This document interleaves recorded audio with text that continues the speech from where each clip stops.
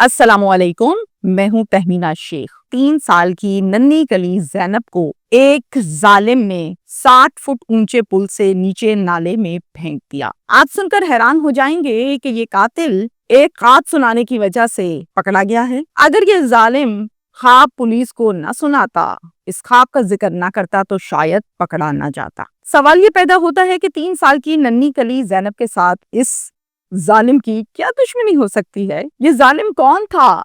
ये रिश्ते में क्या लगता था? ये ख्वाब कौन सा था जिसका बार बार जिक्र किया जा रहा है इसी खबर में, इस हवाले से, और उस ख्वाब के बारे में भी डिटेल्स आपको मैं बताऊंगी। ये वकुआ है शेखुपुरा का कोट पिंडी दास इलाका है।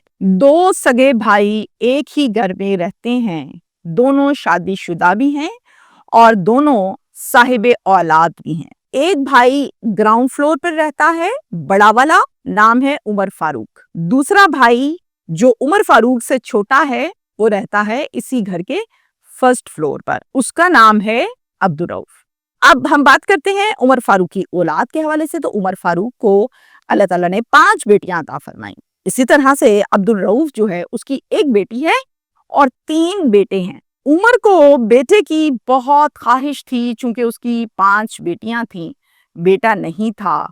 हर मर्तबा कहता ये है, ये और इसकी बीवी, क्या हम कोशिश करते थे, दुआ करते थे, इस उम्मीद पर होते थे कि इस दफा अल्लाह बेटा देगा, इस दफा अल्लाह बेटा देगा, लेकिन हर मर्तबा बेटी पैदा होती रही और इसी तरह से बेटियां 5 पैदा हो गई। एक दिन बड़ा भाई छोटे भाई को कहता है, यार तुम्हारे पास 3 बेटे हैं, मेरे पास तो एक बेटा भी नहीं है, यार अपना एक बेटा मुझे दे दे, मैं बड़े प्यार से पालूंगा, अपने पास रखूंगा, तुझे बड़ी खुशी हुआ करेगी जब तू अपने बेटे को देखेगा, एक मुझे दे दे, मेरी हसरत पूरी हो जाएगी बेटे वाली। अब मैं मजीद औलाद पैदा भी नहीं करना चाहता, क्योंकि जब भी इस उम्मीद पर औलाद पैदा की तो आगे से बेटी ही पैदा हुई। तुम्हारे तो बेटे हो रहे हैं, तो तुम तो अगर पैदा भी करोगे तो अल्लाह फिर बेटा दे देगा। भाई कहता है, अच्छा भाई ठीक है, आप ही का बेटा है, मैं आपको दे दूंगा, आप क्यों इतने ज्यादा परेशान हो गए? उसके बाद कहता है, अच्छा चल ठीक है। फिर वो बीवी के पास आया, छोटा भाई जब बीवी के पास आया तो उसको कहता है, आज भाईजान बड़े परेशान थे, बहुत दुखी हो रहे थे बेटे की वजह से, तुम्हें पता है ना कि उनकी सिर्फ और सिर्फ बेटियां ही हैं, बेटा तो है नहीं, तो बड़े आज दिल बर्दाश्ता थे, मुझे कह रहे थे कि बेटा यार एक दे दे, मैं पाल लूंगा, बड़े प्यार से रखूंगा। मैंने कहा हाँ भाई ले लो। बीवी ने ये सुना और करारा जवाब दिया, कहती है हाँ ले लो, क्या मतलब तुमने फैसला करना है? खबरदार, जो मेरा बेटा तुमने दिया, अगर तुमने ये हरकत की तो याद रखना मैं यहाँ से चली जाऊंगी और दोबारा कभी वापस नहीं आऊंगी, फिर तुम जानो, तुम्हारा भाई जाने, तुम्हारा घर जाने, मैं क्यों अपना बेटा दूं? छोटा भाई जब देखा उसने गए तो बहुत सीरियस हो गई और ये तो बिल्कुल नहीं देने देगी।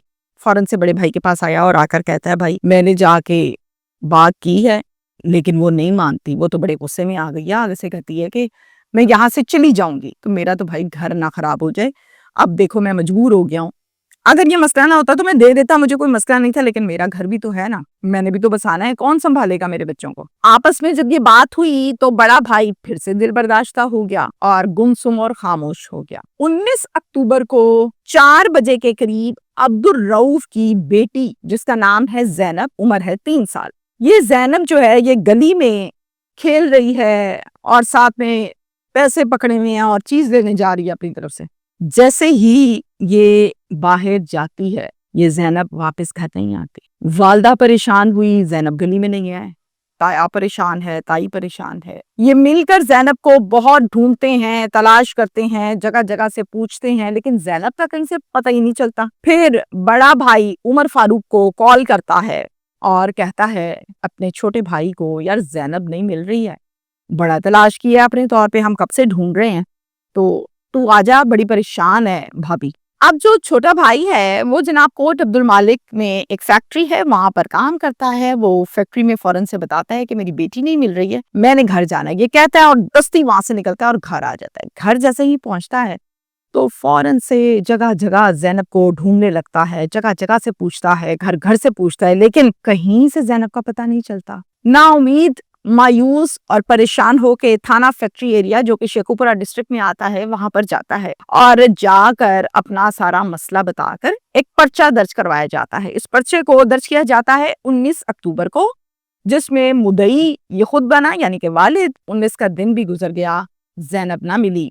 20 का दिन भी गुजर गया, زینب نہ ملی، یعنی کہ 2 دن گزر گئے۔ 21 اکتوبر کی صبح 12 بجے عمر فاروق جاتا ہے چھوٹے بھائی کے پاس اور جا کر کہتا ہے میری بات سن۔ کہتے جی، کہتا ہے مجھے پتا ہے تو بڑا پریشان ہے لیکن میں نے بھی تیرے سے بڑی ضروری بات کرنی ہے۔ کہتا کریں۔ کہتا ہے یار مجھے خواب آیا ہے۔ اب وہ کہہ رہا ہے خواب آیا ہے؟ کیا باتیں کر رہے ہیں بھائی؟ کہتا ہے یار تو میری بات تو سن، مجھے خواب آیا ہے۔ سنائیں کیا خواب آیا ہے؟ ایک سفید رنگ کی لمبی سی داڑھی ہے اور بزرگ ہیں، وہ بابا جی ہیں، وہ میری خواب میں آئے ہیں، آ کے مجھے کہتے ہیں عمر کی لبدا پھر دیں۔ میں نے کہا بابا جی زینب نو لب دے پھر دیاں، زینب نہیں لبدی، بھتیجی میری۔ انہوں نے آگے سے مجھے یہ کہا اوے اتھوں نہیں لبنی، تسی جے زینب لینی ہے تے او ڈیک نالے چلے جاؤ، اتھوں لبے گی۔ میں نے کہا اچھا بابا جی، یہ میرا خواب تھا۔ پھر میری آنکھ کھل دی۔ بھائی کہتا ہے خواب تو بھائی خواب ہوتے ہیں، 2 دن ہو گئے، جگہ جگہ تلاش کی ہے، زینب کہیں نہیں ملی ہے۔ اگر خواب ہی پورے ہوتے تو پھر سب کے خواب پورے نہ ہو جاتے بھائی۔ مایوس ہوا ہے چونکہ بیٹی بھی نہیں مل رہی۔ عمر کہتا ہے یار کل بھی مجھے یہی خواب آیا ہے، آج پھر مجھے خواب آیا ہے اور یہی خواب آیا ہے، میں تو اس لیے تیرے پاس آیا ہوں، اگر مجھے بار بار نہ آتا تو شاید میں بھی اگنور کر دیتا۔ آپس میں بات چیت کرنے کے بعد چھوٹا بھائی، بڑا بھائی اور کچھ رشتہ دار مل کر جاتے ہیں گھر سے 10 کلومیٹر دور نالا ڈیک پر، جو کہ کالا شاہ کاکو کے بالکل قریب ہے۔ وہاں پر جا کر تلاش کرنے لگتے ہیں زینب کو، اور پھر وہاں پر انہونی ہوئی، کرشمہ ہی ہو گیا۔ آواز ایک آتی ہے زینب مل گئی، زینب مل گئی۔ جیسے ہی باپ نے یہ آواز سنی، لپکا اس شخص کی طرف تو دیکھا کہ زینب کی لاش واقعی زمین پر پڑی ہوئی تھی۔ یہ لاش بہت بری حالت میں تھی، جگہ جگہ سے پھول چکی تھی۔ زاروں قطار رونے لگا اور اٹھا کر اپنے سینے سے لگا لیا میری زینب، میری زینب، کوئی ہوش نہیں اس کو۔ وہیں سے کسی نے 15 کی کال کی اور نفری موقع پر پہنچی، اس کو سب سے پہلے اپنی تحویل میں لیا اور پھر ہسپتال شفٹ کیا گیا تاکہ اس کا پوسٹ مارٹم کروایا جائے۔ جناب اغوا کا جو مقدمہ آلریڈی درج تھا، وہ مقدمہ 302 کے مقدمے میں 302 دفعہ لگی اور اس میں کنورٹ کر دیا گیا۔ اب میڈیکل رپورٹ یہ کہتی ہے کہ کاز آف ہے اونچائی سے اس لڑکی کو گرانا۔